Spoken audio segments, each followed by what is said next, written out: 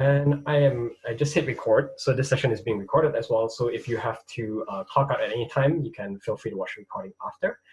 I will send out a summary email. And if you want the recording or slides, just let me know and I can send it to you as well.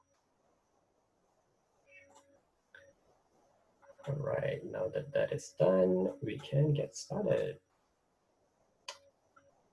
Great.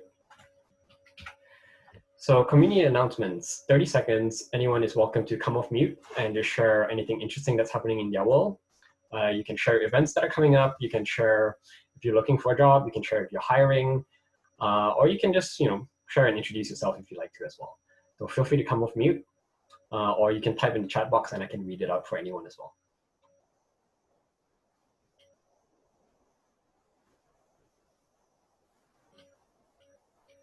I guess I could start. I'm thinking of whether I should invest in coaching on just improving my confidence and also other types of leadership skills. Yeah, but I'm still shopping the market, I guess, right now.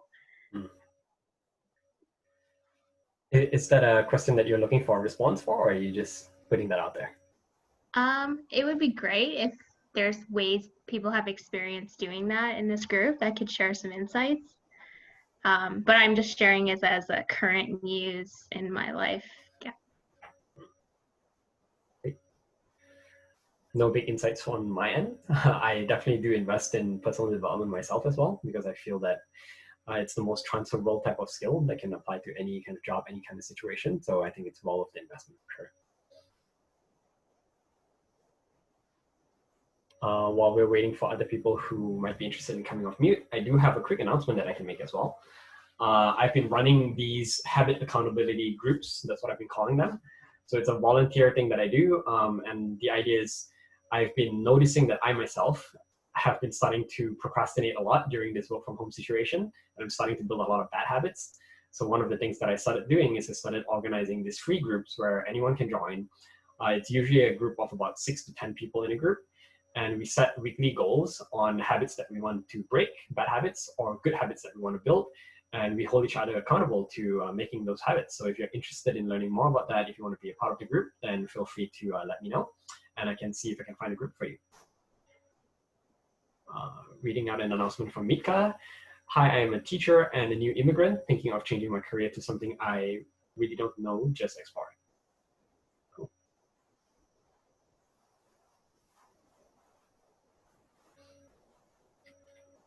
Any other announcements?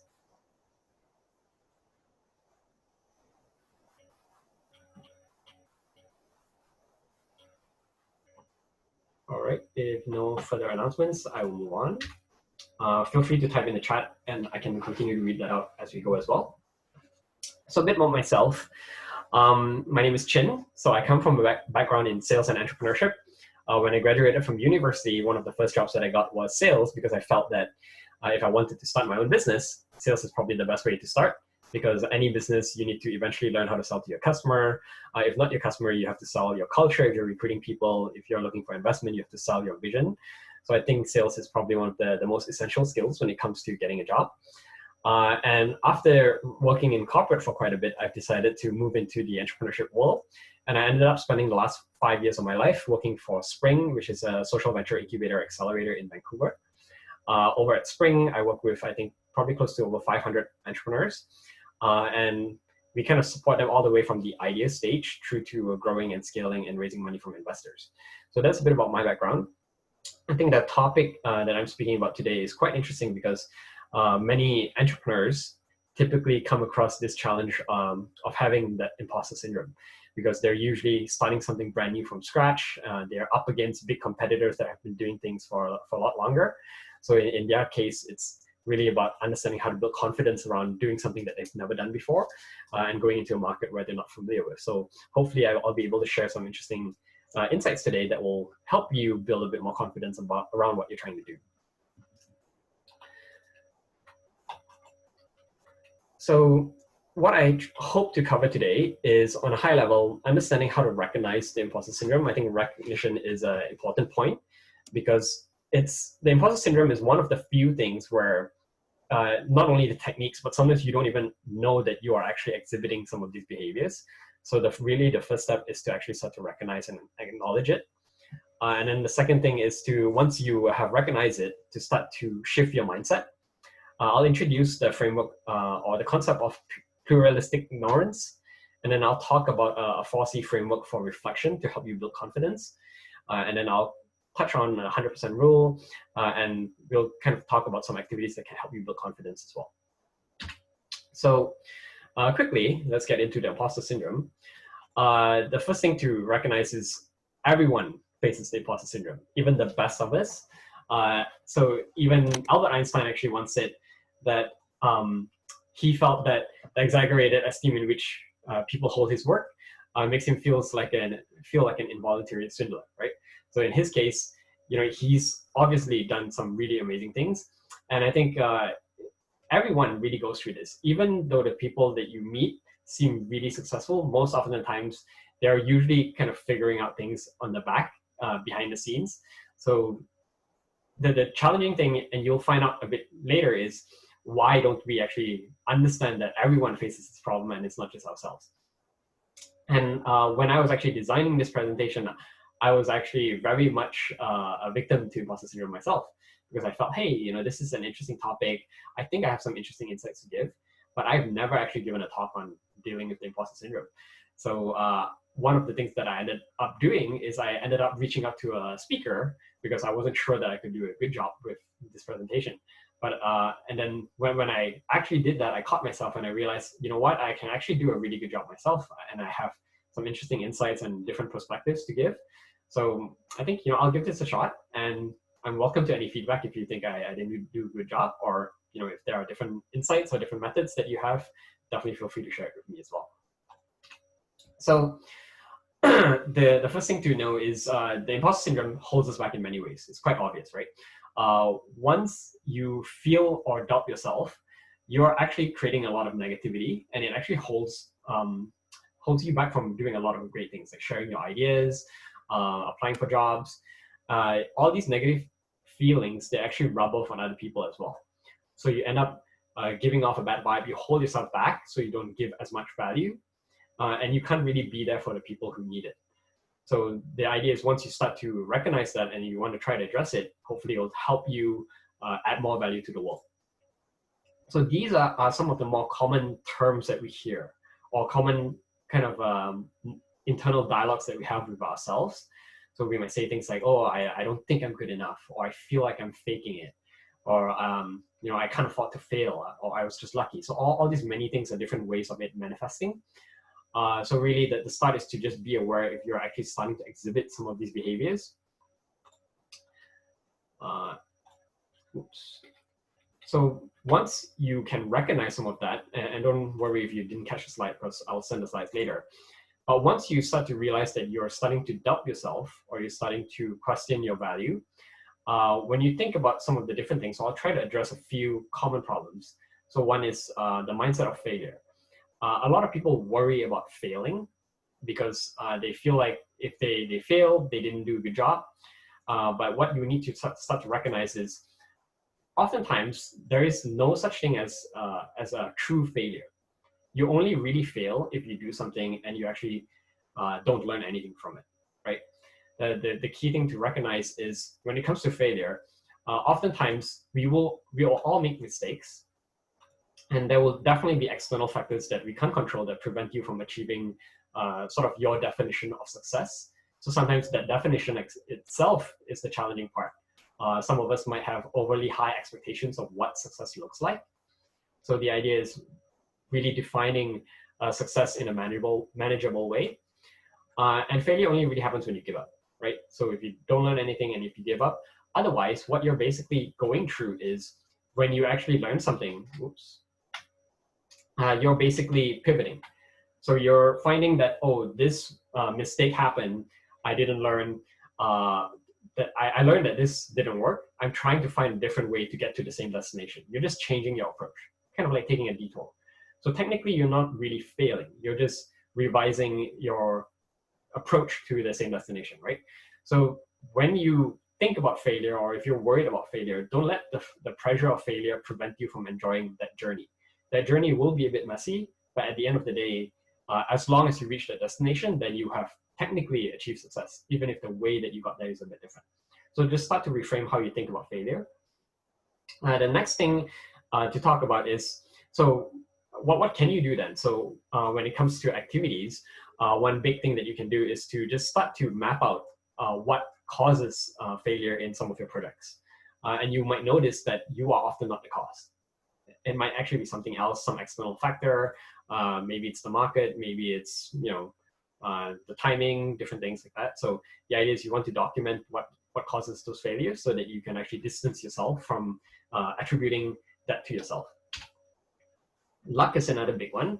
A lot of people feel like they don't have a lot of control over the outcomes. So because of that, they have a lot of doubt around what they can do. They feel like, oh, you know what, it really all depends on luck. Or if they see success, they feel like, oh, I was just lucky, right? Luck, I would say it matters, but you can influence how you actually, or at least what the outcome of success is. So if you want to imagine a graph, if you're thinking about how luck plays a role in success, I would say luck determines where you start. But the steepness of the curve of the graph, that is really all determined by your hard work. So you can control the slope of the graph, but you may not be able to control where you start. So luck gives you opportunity, but you can still make mistakes. You can still watch it. You might end up meeting, let's say, an ideal investor for your business, or you might actually end up speaking to the right employer who would give you the dream job. But if you are not prepared for the opportunity, and you use the wrong lingo, or you come across too strong, then you could definitely botch the relationship as well.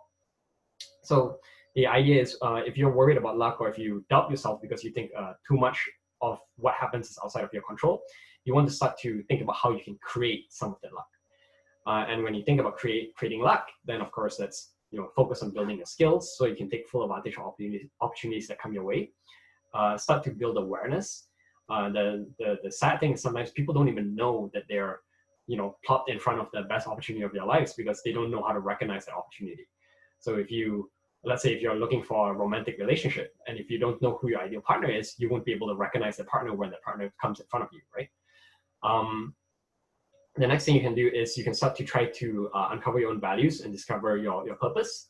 I feel that helps because if you know what your purpose is, then you tend to be able to work on the same mission for long enough to actually have luck work in your favor.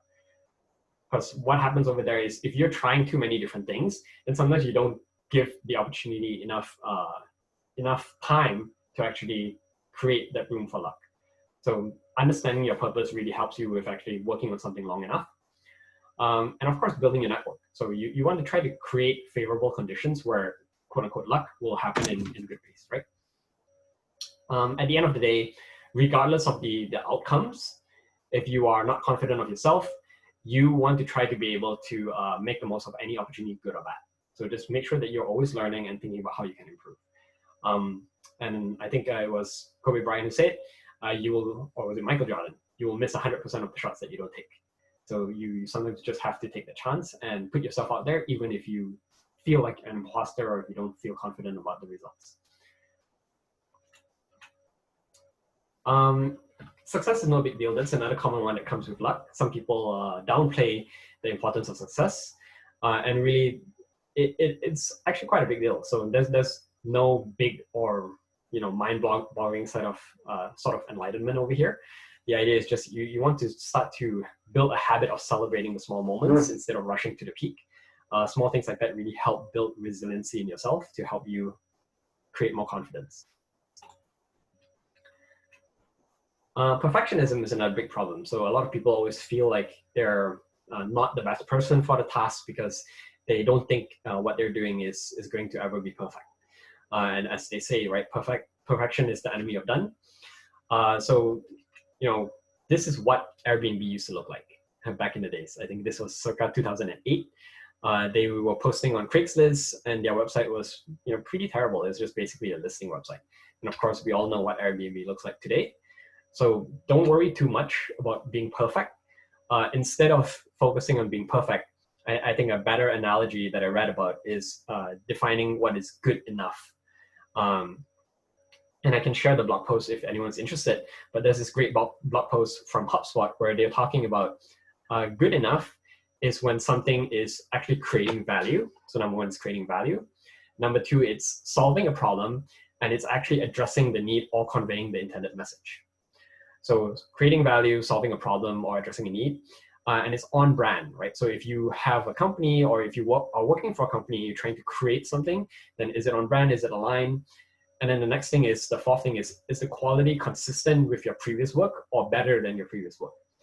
And once you meet those four things, then I'd say it's probably good enough. So you don't have to overthink things and think that, oh, you know what, maybe I'm not good enough at something and I can't really, put myself out there. The last piece I'll talk about in terms of mindset is judgment. So a lot of us doubt ourselves because we are worried about people judging us. And I would say to that, really, who cares? People will judge. There is no avoiding that. But the only person who matters is, do you care, right? So if other people judge, really, who cares if they judge? They might think about certain things. At the end of the day, it's all about how you perceive it. So don't overthink things. Don't make it detract you or hold you back. One personal example for me is I'm an introvert myself. So sometimes I'm not confident or comfortable speaking in large social settings. And I find that I tend to stay quiet a lot of the times. And in that kind of instance where I'm staying quiet, I am inwardly worried that people will think that, I'm stupid, or I'm a pushover, or I'm not interesting. And it kind of creates that negative spiral where it makes me more uncomfortable, it makes me more unconfident, and it really holds me back from interacting with people. But over time, over the last few years, I've realized that it's okay to be silent and still actually make good friends and build good connections. So it's really just like some of these notions or preconceptions are false beliefs that I hold, but they're not necessarily true out there. So really, who cares what people think about me?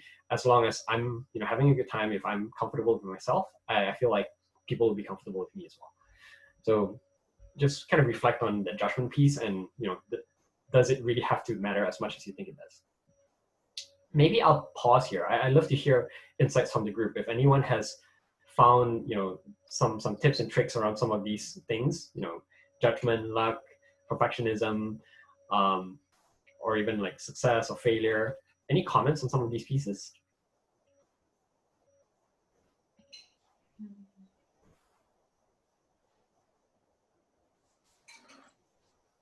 I like the thing you talk about the perfectionist. I think that's a lot of us have that issue. Yeah, I have it all the time too. Yeah, so like in your previous like experiences, do you find some tricks or some ways that's more easy to get you out of the when you're too much just into perfectionist and you kind of like start to criticize yourself or start to blame yourself on certain things? Yeah, great question. It really depends on what the product is. So for example, if I'm writing content, like creating blog posts or deciding what ads to put up, usually what I try to do is to prevent myself from holding back my output, I will just put something out even if it's imperfect, and I will test and improve on it over time. So the goal is, I'll think about, okay, like I mentioned, what is good enough? So is it creating value? Is it actually delivering the intended message? And if it does do some of those things, then I think it's good enough. Then I'll put it out, and then I will test and improve and try to add more value to it. So that's one way of doing it. If I know what I'm trying to test, so let's say if in more of a business context, I think it can apply in personal context as well. So let's say if I have an assumption that I want to verify, then usually what helps me put something out is if I actually define what I'm trying to test and I create an experiment around it. And if the experiment helps me validate an assumption, then it's good enough. It doesn't have to be too complicated. So I'll give an example in a business context. So in a business context, a lot of entrepreneurs I see, they tend to focus on their products or their service offering. So they want to make sure that they have figured out pricing, they figured out what it's going to look like on a website and everything before they actually put it out in front of customers. And there's this concept in business called minimum viable product. So the idea is you want to be able to put something out there to test your assumption. So one great example is there's this company here in Vancouver. They are a lab testing company. So they've invented a way to actually do blood analysis. And what they do is it can actually track the platelet type in your blood. So what's interesting over there is we have different blood types, A, B, O, and then we have different platelet types as well. We have active platelets and passive platelets. So what happens is if you donate platelets and if you receive blood from someone who has active platelets, that blood is more likely to clot. So you want to receive active platelets if you're bleeding out on a hospital table. Sorry if I'm kind of digressing with the story. But anyhow, they were trying to figure out who is their best client for their platelet testing kit. And what they did is instead of focusing on building the kit and formalizing the website and offering and all of that, they just picked up the phone and started calling clients. So they called prospective customers. So at first, one of the assumptions was, okay, I think maybe it's going to be hospitals that are our ideal clients. So they started calling hospitals, and then they realized that actually hospitals don't have the budget. And then they said, okay, if it's not hospitals, who else? Then they started calling a bunch of labs. So the testing labs actually said, oh, you know what? We have the budget, but we actually don't really care about this product. We have a lot of other products that sell a lot better, right? So then the next assumption then is, okay, maybe it's going to be private hospitals in the US. And after calling a bunch of private hospitals in the US, they found out, oh, they have the money and they have, the problem is a present problem. So the idea there is you don't have to overbuild, overplan something. There is no perfect. You just really have to go out there and define what your assumption is and kind of test it. I don't know if that answers the question. It's kind of a long-winded way of doing it. Yes, thank you. Yeah. I wanted to add how I totally understand this whole design experiment hypothesis process, but sometimes working as a product manager, there's just so much noise that you start to doubt yourself. Like, it's so sad. Like, there's all this tests that you have and hypotheses you write down, which is a very good practice to remind yourself why you're doing certain things. But there are moments when when you're the only person in the organization who has that mindset that fail fast method is the only way for you to validate quick in this fast-paced world. It's a little bit scary, and that's when I start to have a little bit of unease with the decisions or calls that I have either made or will be making. And and I guess that's just a part of me that will improve more with maybe more pep talk or either more experience as I work in the industry, but it's definitely challenging. So maybe is there like a way I could remind myself that I'm not sane and that we are experimenting and making sure that we're learning early on rather than later? Yeah, that's a great question. I think it depends on the culture of the organization as well, whether or not the culture is the type of culture that welcomes experimentation and failure. In that case, in a professional setting, I personally find it's easier to ask for forgiveness than to ask for permission. But the goal is to mitigate the risk, because you don't want to be in a situation where you made a big failure and messed up big time. So experiments that I try to design tend to be small experiments. So I'll give you some examples in the organization I used to work for. So when I used to work for Spring, we were trying to figure out different ways to get new customers for a fundraising program. So this is a program where we train entrepreneurs to raise money from investors. And then one of the things I said is, okay, I'm going to try and do a few things. I wanted to test, number one, Facebook ads. And then I wanted to test outreach campaign where I would go out, find companies on different websites and actually just send them an email and see if they're interested. So I wanted to compare the data between the two. So what I did to try to reduce the risk then is I did it in small batches. And I was really tracking like all my response rates, my email rates. But what I ended up doing in the perfectionist side of things is I ended up overbuilding my campaign. So I created like a long 12 email drip campaign series kind of thing. And really, I probably didn't have to go that far. I probably could have just started as simple as putting the ad out there and seeing if people were even clicking on the ad and going to the next step, to the landing page. Because no point creating a 12-step email series if no one's even going to sign up for the email series to begin with. So the idea is, I think we're all susceptible to overthinking things. So it helps if you have someone who can kind of call you out and just kind of keep you in check. So if you don't have someone in the organization that can help you with that, then maybe it's finding someone else who's also a product manager for a different company. I don't know.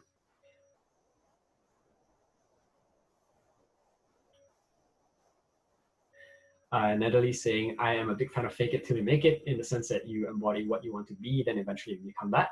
Not to be fake, but just try to be the person that you want to be. Definitely agree with that. Maybe a better way of thinking about fake it till you make it is more about like identifying yourself with that future success instead of identifying yourself with the person that you are not going to be. Because I think once you identify yourself with that vision of success, then it's more likely that you are actually aligning yourself with actually achieving success. Yeah. Mitka saying, agree with judgment thing and also the perfectionism, go with saying practice makes progress. Okay. Cool. So maybe I wanted to ask the how you define what good enough was. I think I have all of them, but yeah. Creating a value, solving a problem, and what was the third thing? So the solving problem, the second point, there's 3 parts to it. So it depends on what your objective is. So solving a problem, addressing a need, or conveying an intended message. Okay. The third one is it on brand?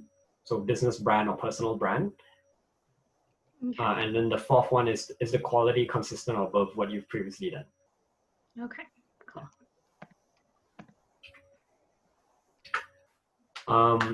So one big thing I love to share is pluralistic ignorance. So why exactly is this imposter syndrome so pervasive? Like why do we all feel like we are alone in this? And really the reason why is because we don't actually share it. We don't actually talk about it enough.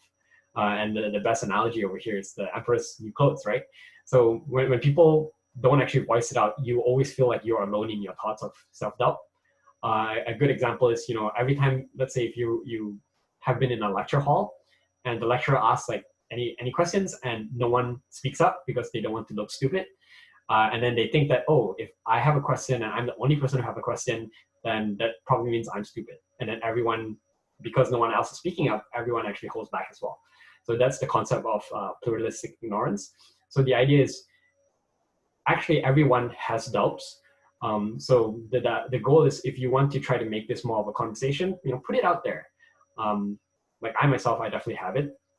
And you can tell this is my first time doing this talk, because I've done, if any of you have been on my other webinars, I'm usually a lot more fluent when it comes to conveying the message. But because this is something brand new for me as well, like there are certain points where I'm stumbling as well. But the idea is, yeah, make it a conversation. Don't be afraid of just putting it out there. So I find this framework one of the best frameworks when it comes to reflection. So it's called the 4C framework. And it's actually introduced by the strategic coach. So you can actually search him up on YouTube. His name is Dan Sullivan. So what the 4C framework is every time you do something new for the first time, every time you make some sort of breakthrough in life, you will realize that this 4C framework actually comes into play. So it could be, let's say, if you're starting a new business, or if you're investing for the first time, if you're buying a house for the first time, if you're going into a relationship for the first time, usually it applies. And usually if you reflect on what actually happened in those situations where you actually made some sort of big breakthrough, most people, if you ask them like, hey, when do you want to take action, right? Most people will say that I'll take action when I feel confident. But what you don't realize is confidence is actually confidence is a reward that comes after you've made the breakthrough. So if you haven't actually made the breakthrough, you will never actually have the confidence to take that first step. So confidence comes after you make the breakthrough. And then, if you ask people the same question again and you tell them, what, confidence happens after breakthrough, then they'll say, what, I'll actually take action when I am ready for it, when I have the capabilities. But you might also realize that capabilities also come after you've made the breakthrough, right? You gain those capabilities as you prepare and you work towards making the breakthrough. So when you actually have the breakthrough, you already have all those capabilities. So there's no such thing as being fully prepared before the situation. You kind of have to learn the ropes as it comes. So what you might realize then is, if you reflect on what happens prior to a breakthrough, the first step there is commitment. making a commitment to change, making a commitment to do something new, to actually do something different. Once you make the commitment, then the breakthrough will start to happen. And then the next step is to really go through that period of courage, because oftentimes any sort of breakthrough that happens, there's a lot of uncertainty, right? We don't know what the outcome's going to be, and we have to persevere regardless of what our doubts are. So that is kind of the period of courage. And then after that, once you make the breakthrough, then you gain the capabilities, then you gain the confidence. And the goal is, there is a big difference between courage and confidence. Courage is scary, right? Courage is not something that comes easily. Confidence feels good, right? You know something will work. You have a fair confidence that the outcome is going to be a predicted outcome. But really, courage, you really don't know if the commitment will pay off. So you have to learn to get comfortable with being courageous as well. So maybe we can do this as a quick exercise. I want you all to take maybe about 5 minutes. I want you to think about the last time you made any sort of breakthrough.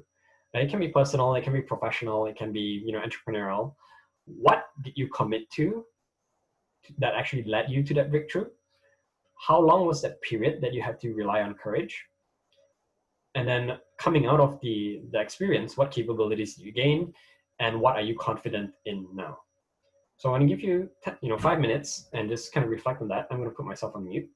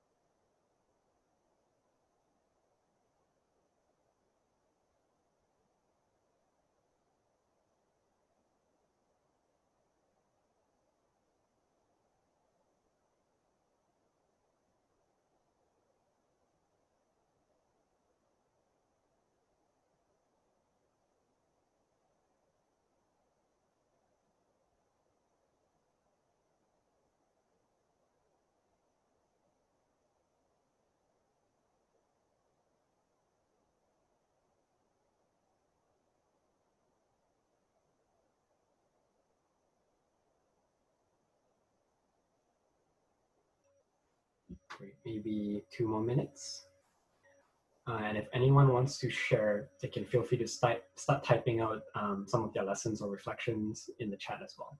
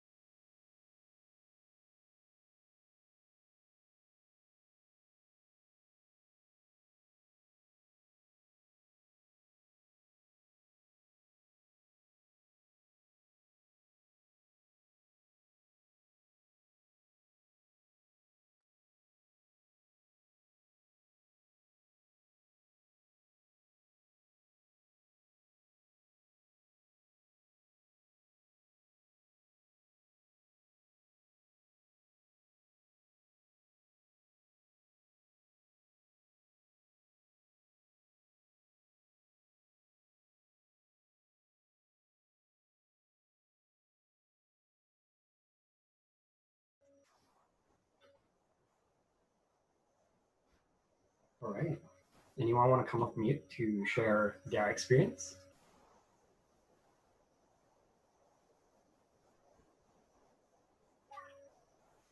I can share one of mine. So it's still a work in progress. But I would say probably my current breakthrough, or what I'm working on, is of course starting my first company. Well, actually, this is my third company, but it's the first time I'm actually making revenue with a company. So the commitment was actually leaving my job and going full on into it.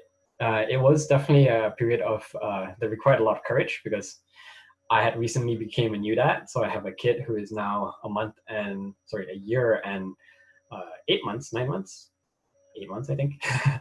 But yeah, so it's definitely been a part of, it's been a journey of uncertainty. And how far am I into it? So it is now June. So I'm actually 6 months into it. So that's definitely been a big amount of courage and a long period of time of uncertainty. What capabilities have I gained? The business is actually making money now. So I'm revenue generating. Definitely not making quite as much as I was making before. I'm probably halfway there. So, well, it's half the year and I'm halfway there. So hopefully if I keep on track, then by the end of the year, I would have made enough revenue to actually be on par with what I made in my last job. What capabilities did I gain? Wow, so much. I would say this whole process of trying to do something new from scratch has been a big learning curve for me. Really learning about how to build an audience, how to build a community, um, how to make sure I price correctly, how to build good value into my offerings. What am I confident in now? I would say the biggest thing I'm probably confident about is I'm pretty confident that if I wanted to get a job, I could quite easily go back to getting a job if I needed to. So I would say I haven't had to look back and really decide, like, should I think about getting a job? And I would say I've been building a bit more confidence around, just putting myself out there and sharing my thoughts. I used to be a lot more quiet about what I was thinking. So yeah, that's kind of a bit about my experience and my quote unquote breakthrough. But yeah, if anyone wants to come off mute, share about what was your breakthrough, what did you commit to, what did you learn coming out of that?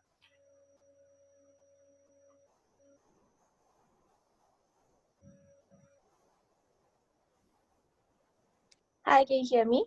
Yeah. Okay, hello. I think I'll share a bit. So I've just only started my business, like literally a month. And I didn't intend it to be a business, really. It was just more from a, like someone just kind of pointing it out, saying like, okay, you should be able to share what you know best. And from there, I just did it. Set up my social media, didn't do any planning, didn't even think about like how do I want to present myself, and just did it. And within this month, I've already got 2 clients.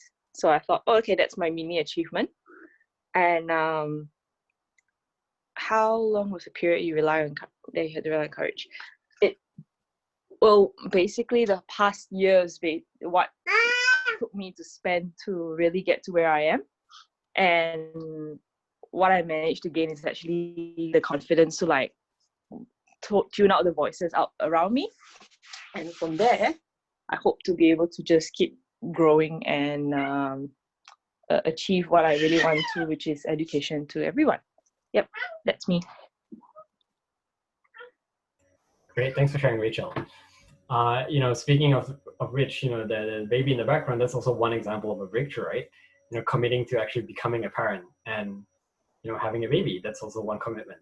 How long was that period of uncertainty? Who knows? Like at the start, we have no idea what we're doing. We're trying to figure stuff out as it goes. And then we gain the capability of learning how to deal with children. And I think, most of us now would be quite confident having another kid if we wanted to. Sorry about the baby in the background. Oh, no worries. But the idea is I just want to make sure that people are aware that this also happens in personal life, not just in business or in professional life. Anyone else want to share? I guess I could share. So I guess my recent breakthrough experience, was to work abroad in a product management role. I really wanted to see how other organizations around the world were building products, launching and growing their services. I was committed to finding this opportunity, I guess for like a couple of months.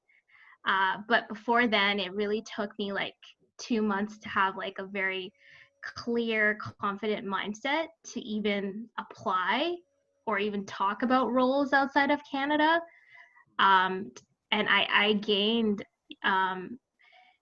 I gained how to find, you know, my value proposition, and my own value was the capabilities of facilitating design thinking workshops, product discovery, I guess networking, networking skills to really help me not only seek out job opportunities, but also build communities with others or be a part of it. And that really helped me kind of do a lot of my discovery work that I am doing currently. And I guess I'm a bit more confident with not knowing what is out there in a way where I used to always want to be the person that had these plans and have to have them in my notebook for me to kind of move forward with my day. And now it's a little bit more like I've kind of let go. And I think that's where I'm getting more creative with figuring out, you know, what types of areas that we should focus on as a company or even as a role or the team. And that's been kind of interesting. And that's all because I myself went through the journey of discovering this breakthrough and also, you know, learning along the way, I would say. Thanks for sharing. Yeah, so I think we can all see that sort of general flow applies to almost every situation that we find ourselves in. We're often doing something new. We often need to be courageous. We need to try to actually build those capabilities before we actually get there. And then now once we have it, then we can look back at it and say, oh, now, you know what? I know how to apply for an international job if I need to do it again. Or, you know, if I want to start a new company, I know how to, you know, go about doing it from scratch. Yeah. Great. Sorry, I just had to move myself because I pulled my back on Monday, so I'm hurting right now. So I'm just gonna sit on my bed. So one thing that I recently learned on the commitment piece is, so Natalie will know this because she shared this video with me. So it's this great YouTube video. It's a TED Talk. So I'll actually share it in the chat as well. Definitely give it a read. I found it quite influential for myself. And the example that I can give over here is when it comes to the commitment, which is really the first C of all the 4 C's, it's much easier to go full in on something and I would say burn your bridges behind you. The more you commit to something, the easier it is for you to actually take that action. So the message of the talk is it's easier to go 100% on something rather than to commit 98%. Because when you have that small room for doubt, or if you have that opportunity where you can go back and actually, you know what, in my case, I could go back and get a job somewhere else. If you have that room, if you haven't actually put yourself fully out there, then you really wrestle with that doubt. And you tend to find yourself in a situation where you build up a lot of decision fatigue because you're always doubting yourself. You're always thinking like, oh, I could still always go back on my words, right? So that's why sometimes they say the power of voicing your goals is so strong, because once you put it out there and you tell people about it, it becomes harder for you to take that step backwards and go back to doing what you were originally doing. So just, you know, committing to 100% much easier than actually committing, you know, 99 or even 98%. And I think Natalie brought it up very quickly when she talked about fake it till you make it. The idea over there is a lot of people, we tend to associate ourselves with what we are not. And then when we say like, in the example of the talk, he talks about someone who is trying to lose weight and he associates himself with being fat. And if you associate your own identity with a person that is fat, then everything that you try to do to lose that weight is fighting against your identity. So you're actually trying to overcome a huge amount of energy to actually get to the stage where you are not a fat person, because you believe you're fat. So everything that you do doesn't align with your personal identity. So the idea is you want to identify with that future, or that fake it situation where you think you are successful. Once you identify with that success, it's much easier for you to actually move to that state. And it requires less energy because you're doing things that align with what success looks like for you, right? So in your case, or in my case, if I'm thinking, okay, I think I'm going to be a successful founder of a company, therefore my behavior needs to reflect that of a successful founder. So I'm not going to be overly stringent when it comes to spending on my business. I'm willing to spend where it will actually help grow my business. I'm more disciplined with my time. All these things align with my identity. So I'm not really fighting with all these things and seeing it as things that I need to do that I don't want to do. Make sense? I'm just going to read out what Ling said. I think you must find something you do so well, faster, better than people around you, like Oprah, about speaking and teaching. That edge, that talent or gift will give you confidence to tell yourself you are the special one and the one and only. Confident enough to tell the world that you are the one that they are looking for. Good insight. I don't entirely agree with that. So, you're welcome to kind of challenge my thought of thinking on that as well. So what I find is, in a lot of business schools, they teach you about competitive differentiation. They talk about how you need to do something that's unique and different from your competitors. So the caveat there is, true, you need to do something different if you want to eventually build a large scale company that is going to really change the world. That being said, a lot of companies can become different over time. So they can start on day one and be exactly the same as all their competitors. And really the goal to really differentiate then is to just do things better and actually focus on executing well, right? As long as you can get clients, as long as you can sell, there's always room for business. And I'll give you some really terrible examples, but I was actually seeing in this Facebook group that I'm in. So it's actually a coaches group where these people all sell marketing products. And what was super funny is I saw that this guy said, oh, I closed my first marketing client, and this client is willing to pay me $1,500 for a marketing package, but I have no idea about marketing and I need to outsource this to someone, but I can't find someone to outsource it to. So in that great example there, you don't have to be doing anything that's different, but if you're good at selling, you can still get something off the ground. So I think don't let that hold you back. Don't let being different be something that you have to do before you can actually build that confidence to do something. I say, just get started. As long as you can do it and do it well, then you can eventually find a way to be different over time as well. So I think it is important to be different, but you don't have to start by being different. But that's my opinion. So any other thoughts, feel free to chime in. I have a thought on that as well, Jin. I'm a real estate agent, and my market is so incredibly saturated. I'm in Southern California, and because of our price points, everyone wants to do what I do. But so many markets are saturated, and yes, I do the same thing that thousands of other people can do. And so I've had to try to figure out, what is my value proposition, and how can I do the same thing that everybody else can do, but in a way that makes people want to work with me. And so I really had to focus on not necessarily I don't know if I necessarily do what I do better than everybody else, but I certainly do it my very best and try to provide the best service. And I think if you always kind of aim to do the right thing and do a good job, then you will be successful. Yeah, very well said.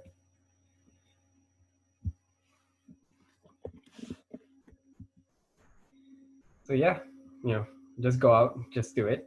Don't be afraid of holding yourself back.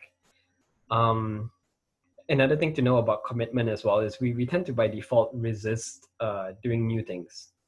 And another talk that I think, sorry Natalie, I'm quoting a lot of the stuff that you've been sharing as well, because you've been sharing some really great videos so far. Thank you. I'm flattered. Good. I'm glad they're helpful. For sure. So there was this recent video that she shared as well, where there was this lady who was talking about how a lot of us get in our own way when it comes to finding success or getting things that we want. And the idea behind that is typically when we look at decision making, or when we look at trying to do new things, we tend to have what we call autopilot. So our default is we have habits that we stick to. We have certain things that we are comfortable with. And then anything that we do that goes outside of that norm, we immediately like pull ourselves back. So she calls it emergency brake, right? So the idea is every time you're trying to do something new, like if you say like, okay, maybe music comes on, I want to go on the dance floor. Like if it's not a habit for you to do these kind of things, then you will start to doubt yourself and be like, oh, won't I look stupid? Or won't people, think I'm crazy or anything like that? So normally you tend to immediately have that resistance unless it has already become a habit. Same thing with even waking up early. So if it's already a habit for you to wake up early, it's easy for you to wake up early. But if it's not a habit for you to wake up early, then you tend to resist that change, right? And that's what we call activation energy. So the concept that she talks about is there's this 5-second rule. And what happens is if you think about doing something, you need to overcome the activation energy. And if you wait more than 5 seconds, the energy will grow. So you want to try to take action as quickly as possible in some form of physical way if possible. So don't overthink, just get up, just do it. If you see someone good looking that you want to speak to, just go out there and do that. If you want to get up, be a new early riser, then don't my wife calls it lie trong, like staying in bed. She likes to, be comfortable and slowly wake herself up. Like if you really want to do it, like just do it. Because the more you resist it, the harder it'll be to actually do it. So yeah, every time you're doing something brand new, if you've never done it before, then this thing definitely applies. Like even for me, like I'm speaking on a new topic that I've never spoken before. So you can find like there's a lot of resistance from me as well. But once it becomes a routine habit, then things will fall into that autopilot category and it becomes a lot easier. So yeah, end of the day, get comfortable with courage. And I think that the comfortable piece applies very well for successful people as well. What I find is once a lot of people get successful or have achieved their vision of success, they tend to design a life that actually reduces risk. But if you start to design a life that reduces risk, what you will find is you're actually designing a future where courage is not required and breakthroughs will no longer happen, right? So you can reduce risk, but don't try to avoid and eliminate all risk, because there's no such thing as reward that comes without risk. Make sense? Cool. So some other high-level bonus tips or things that you can try. Just talking about it really helps, especially with imposter syndrome, because we are often just stuck in our own heads. So just having someone to speak to really helps you get out of your own head and see something from a third-person perspective. Focus on value creation. That's actually what I find works the best for me. I feel as long as I'm creating value, and I focus less about how people perceive if I'm doing a good job. If I know that I'm delivering good value, then I think I've done my job. Another thing you can do, just reflect on your past achievements, what you've accomplished. Start to collect those positive things so that you can look back and say, hey, you know what? I've actually been able to do a pretty good job, and find ways to make things work, even though I don't have the experience over there. Embrace uncertainty. So you don't have to have all the answers. If let's say you're starting a new project and your boss says like, oh, what about this? If you don't have the answer for that, I think that's fine. But of course, be eager to seek out the answer if you can. But yeah, don't be afraid to admit that you don't have it, and instead just share what you can. And lastly, I find authenticity.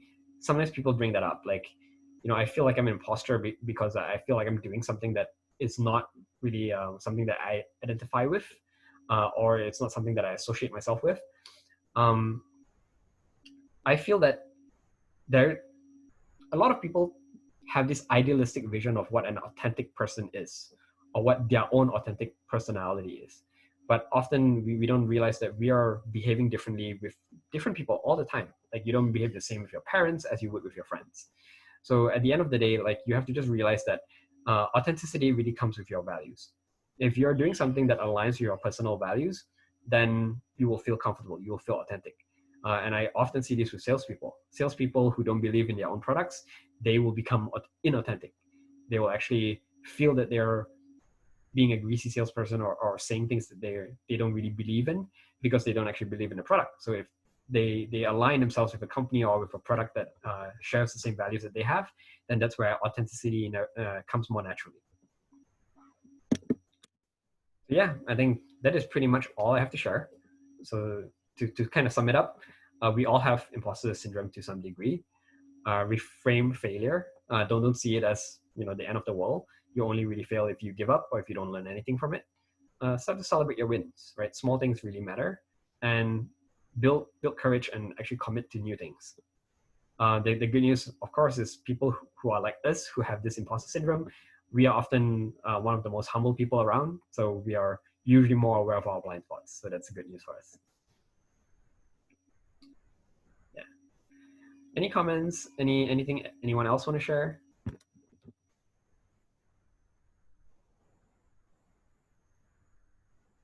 Has anyone found other exercises that works for them? I'll chime in again. I was going to share earlier, but and now I thought I should.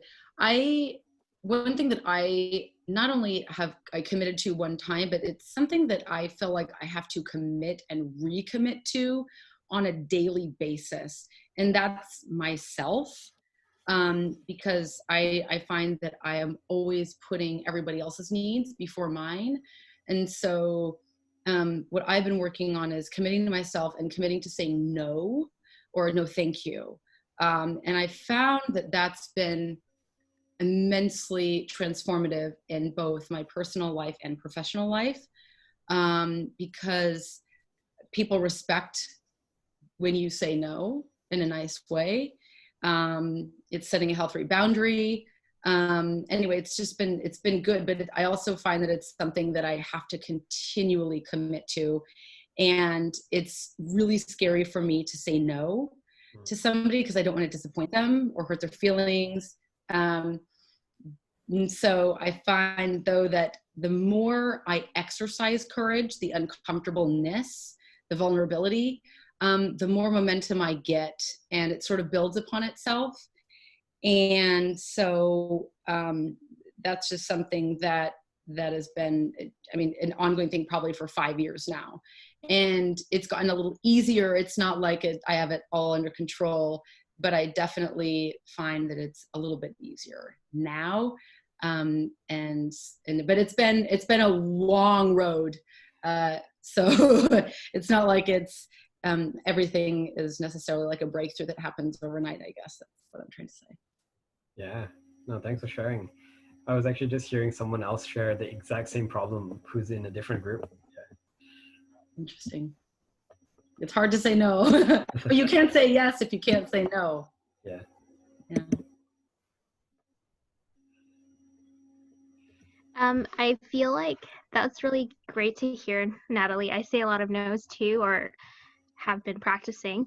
I think what's really helpful for me lately has been to not really seek those validations from stakeholders or my own team unless it's needed. And I think that has been keeping me sane in not really feeling like I'm not bringing impact to the organization or I'm not building the right products. So I think that has been really helpful because before, I did want those feedback and I did want people to challenge me and to push me to grow. And although they might not be a subject matter expert in my field, I still craved for that. And now I've realized that, maybe I don't need to have frequent validations. Maybe I, need to focus on, what the plans that we're doing. And that has been really like allowing me to not self-doubt myself and have that imposter syndrome creep up as often as it was before. Thanks for sharing, Sid.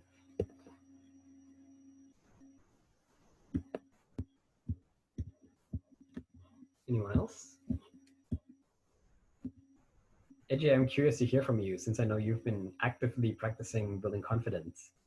Have you found other exercises that work for you? What has been working for me lately? I mean, that's what I've been trying to do with that. Reviewing my previous success. It made me realize actually I came along a lot over the time, built a lot of things. Yeah, and I approached my family to see what they see in me because they're the best ones. I think they're the best people, and they can be honest with me. So I'm hoping to hear back from them. Yeah, I feel more comfortable compared to before because now I feel like with the habit formation group, um, I'm committing myself to something that I'm hoping to be successful over the time. So just me actually putting the effort and starting doing something helped me. I don't know, maybe you've noticed, like on our first meeting, I was like so uncomfortable. I really had a hard time to even speak. Now I feel definitely more comfortable, and probably you've noticed when we get together on every Monday, I'm more, contributing and giving more feedback to people. So I think I definitely have the syndrome. I can definitely tell you that, and I know that it comes with the perfectionism. But I totally agree with Natalie. Um, Yeah. I don't know. I shouldn't be thinking for that. I need to remind that myself. So, but I think it's been working for me so far. Yeah, good job. And a good feedback for you as well is you're not using as much filler words even right now too. So good. I'm doing my best. I have my notes around my screen, so I'm constantly reminding that myself. Thank you. Yeah, great. Cool. So I'll just wrap up, and then we can have more discussion or questions at the end if you want to. So as you can see, I've actually lined up a few new and interesting upcoming workshops. So coming up, we have pitching for hackathon. So if you're planning on joining a hackathon for trying to start a business or anything like that, this can also apply for elevator pitches as well. So short, 60-second type of pitches. So if you are pitching an idea, then you might be interested in that. One on June 11 on finding a co-founder, June 17 on SEO. So that's more entrepreneurial related as well. June 24 actually on buying a house. So I do have a few friends doing that. It's actually more specific for buying a house in Canada. So if you're not in Canada, probably not as relevant for you. And then July 8 on time management and productivity. So yeah, if you're interested in learning more, there's a whole bunch of other ones. Some other interesting ones I've scheduled is how to negotiate a raise or promotion. There's one on with a dietitian who's coming in to talk about how to build a healthier relationship with food. So yeah, definitely check it out if you're interested in all kinds of topics. If you notice, the type of workshops I run are all what I call soft skill or more non-professional skills related. So things that are not like technical skills, but other stuff that can benefit in your life as well. And like I mentioned, workshops are all free, but by donation. So if you felt like you enjoyed this, if you walked away with something that you can actually use, then feel free to give what you think it's worth. 50% of the donation goes towards Universal Outreach Foundation, which actually provides quality education and makes it accessible to people who are in developing countries and different areas where they don't have the opportunity to get education. Otherwise, here's my email, and you can connect with me on LinkedIn as well. And I'll send out a follow-up email, but if you want the slides, just shoot me an email and I can send you the slides and the recording of the session too. So that's that. We can hang around if anyone has any other questions or just wants to share anything. I actually have a question. I think for me, I started to develop self-imposter syndrome was when I was looking for jobs. I think the market was not very, I mean, it still is not. It's just the way they judge us. They're like comparing each other, and that's where like the whole mental like my mindset of like, oh my God, someone's actually better than me, who might be applying for this role, and then you start to devalue your skills and experience. How do you get out of that rut in a way where, like society pushes us to really, compare and be competitive and find that like opportunity for us to kind of like remove those obstacles, but also be successful at the same time. Great question. I think in this, especially with the kind of situation where so many people are laid off, there's definitely going to be more and more other people who are competing in the same type of roles that you're competing, not only for jobs, but also like when it comes to putting up products or kind of, solving problems in different ways. You're always up against different consultants, different people. I think the perspective that you can take to that is not to worry about who is the best, because there will definitely be people who are better than you, but more think about like what is the unique set of experiences that you can bring to the table, because you have your own experiences in terms of different problems that you solve, different perspective that you might have. So the idea is, look at what the company is valuing. If the company is looking for diversity in opinion, if they want people who have a global perspective, then in the case for you looking for an international job, that is of value for you. And what I really like to encourage a lot of people to think about is really positioning themselves based on their belief on the vision of the company. So if you really like what the company is doing, if you really believe in what the company is trying to achieve and kind of, change the world for, then you're not selling how you're different in terms of what skills you have, but you're really aligning yourself and saying that you are the most passionate candidate out of all the other candidates out there. Does that help? Yeah, that makes sense. I guess it's just reframing a bit about the situation. Yeah, got it. Yeah, because I think most companies will recognize that it's actually better to get someone who is more passionate about the job and the role, because most oftentimes when they hire someone, they have to retrain them anyways. So skills are usually a bit underrated nowadays, or sorry, overrated.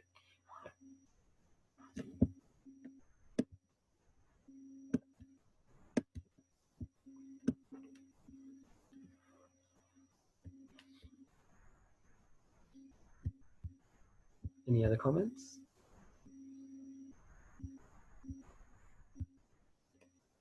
When did you say, Chin, the dietitian was going to be on a workshop?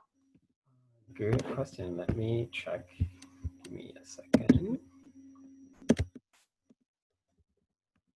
I think it is August. Let me double check.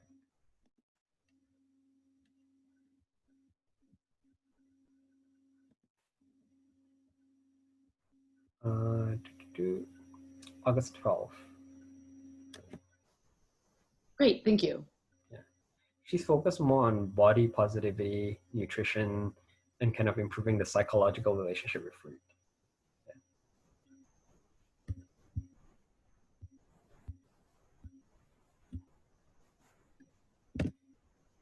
How do I overcome nervousness in speaking in public? There's this great video on power posing that might help. Let me look it up. What's the name? Amy something. Deep breathing. I find breathing helps a lot.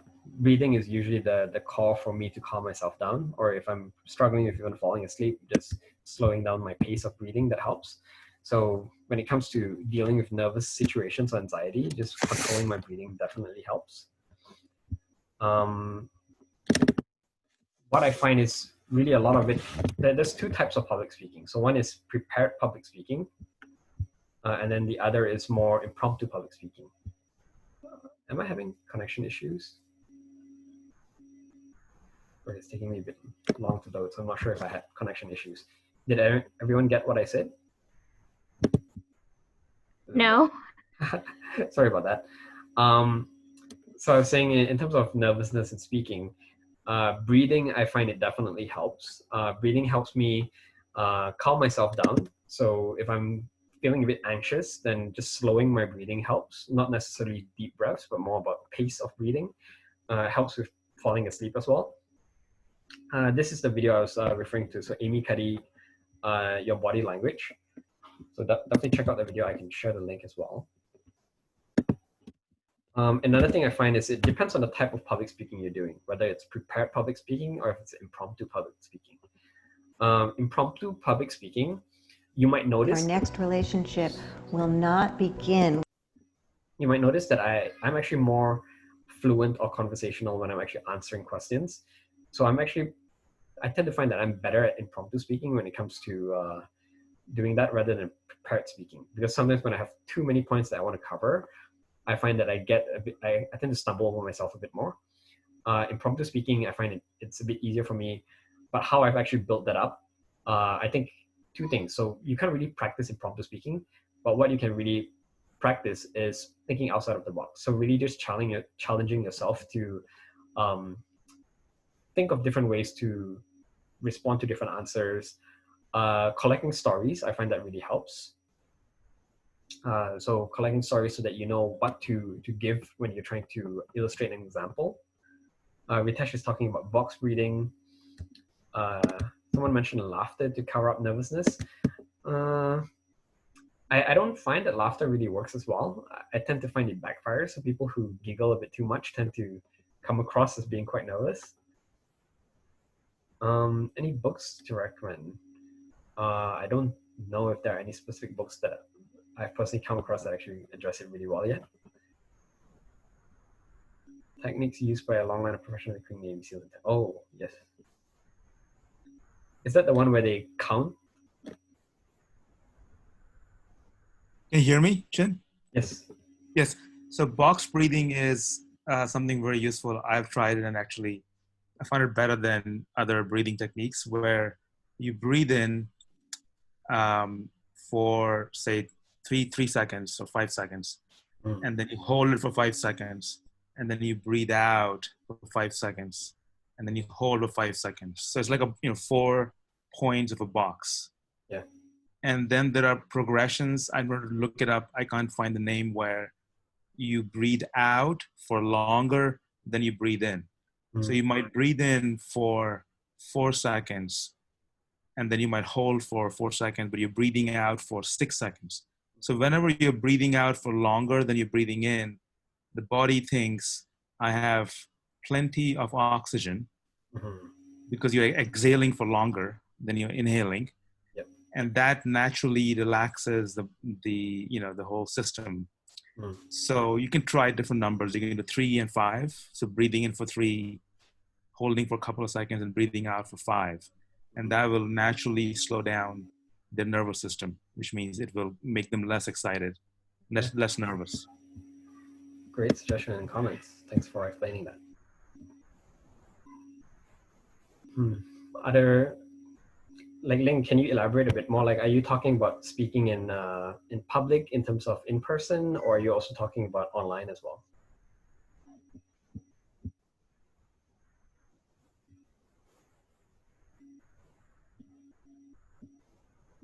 Both. Online, one thing that I've learned is a lot of sort of video conferencing tools like Zoom even. One thing I hate about it is I can see myself. So when I look at myself and I'm speaking, I tend to get too conscious. So you can actually turn off your personal view, if that helps, so that you're just focusing on looking at who else is in attendance. So yeah, if you're not using slide, that helps. If you're speaking in person, what I find is I actually like big groups. And when I say big groups, I mean like big groups. Because if there are, like, let's say 30 people in the room, I find that with 30 people in the room, I get too conscious because I kind of can see everyone looking at me. But when I have a group of like over 100 people, then I actually do really well because it's just like excuse my language, but fuck it, right? Like I don't really care who's looking at me at that point. I really feel like I'm not speaking on an individual level, so I'm not feeling that sense of people judging me one-on-one. So at least psychologically, that's what goes through my mind. So I don't know if that might help you. One thing I try to do as well is I try to speak to the audience before any in-person presentations, because when I know some people in the room, then what I do is I try to maintain eye contact with them as I speak. So I try to look at different people at different points in time, and that kind of calms me down as well, because I feel like I'm speaking to someone personally. But I think really no substitute for practice. So you just kind of have to practice a lot. Yeah. Yeah, saying to yourself, who cares? Like, definitely. Just go with it. Other tips around public speaking? Anyone?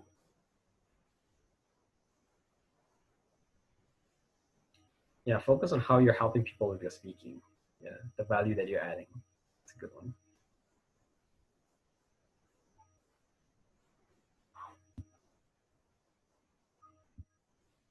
Any other tips? I'm sure people have a lot of tips around public speaking. There's a whole club design around that, Toastmasters. So if you're not in a Toastmasters club, you might be interested in checking it out as well.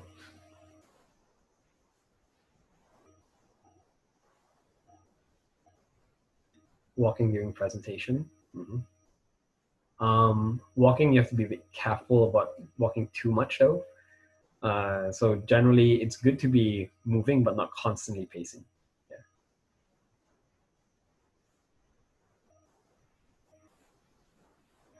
Great, thanks for sharing that, Kesh.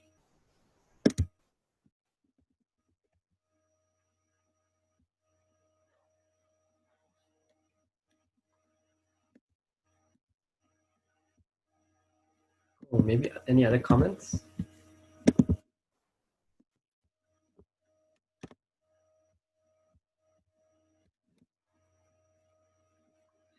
Memorizing your presentations, yes. Some of the most natural sounding presentations, like Ritesh mentioned, are the ones that are actually very well rehearsed. What I find with rehearsing, personally for myself, is I don't memorize route, so I don't memorize like word for word, but I tend to memorize the flow of my presentation. I know what buckets I want to hit, and as long as I'm hitting the buckets, then I tend to be a bit more natural with how I'm actually delivering the speech. But definitely, like, practicing a lot definitely helps. And sometimes it's not even practicing the same presentation, it's just practicing speaking in general. As you can see with Ejay, she's been trying to work on avoiding filler words in how she's speaking. And I've actually seen her improve quite a lot, even over the last 2 weeks. And it's just by simply practicing with the groups that she's in.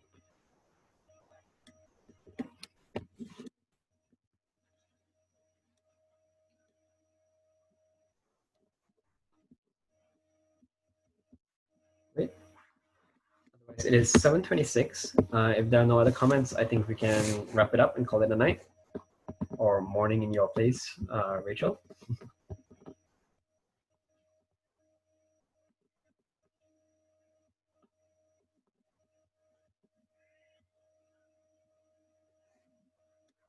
All right. Have a good night, everyone. See you all around.